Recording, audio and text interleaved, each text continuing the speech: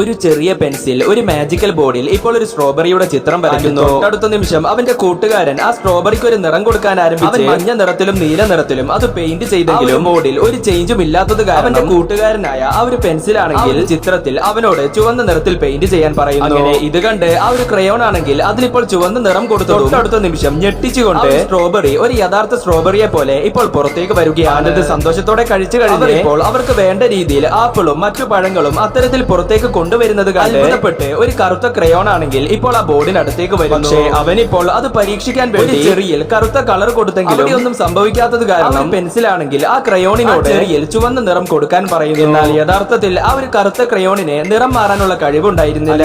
ഇത് കാരണം ആ ഒരു പെൻസിലും അവന്റെ കൂട്ടുകാരനിൽ നിന്നും പതിയെ മുങ്ങാൻ നോക്കിയെങ്കിലും അടുത്ത നിമിഷം ആ കറുത്ത ക്രയോണിന്റെ കൂട്ടുകാർ അവിടേക്ക് വന്ന് തടഞ്ഞ് പെട്ടെന്ന് അവരുടെ കൂട്ടുകാരനെ അവരോട് സഹായിക്കാൻ പറയുന്നു. ഇത് കാരണം ആ ഒരു പെൻസിലും അവന്റെ കൂട്ടുകാരൻ വഴിയില്ലാതെ ഒരു പ്ലാൻ അടുത്ത നിമിഷം ആ ചുമരിൽ ഒരു ചിത്രം വരയ്ക്കുന്നു. ഇത് കണ്ട് ആ കറുത്ത ക്രയോണുകൾ മറുത്തൊന്നും ചിന്തിക്കാതെ തന്നെ ആ ഒരു ചിത്രത്തിൽ കറുത്ത പെയിന്റ് അടിച്ചതും അടുത്ത നിമിഷം അവിടെ നിന്നും പുറത്തേക്ക് വന്നത്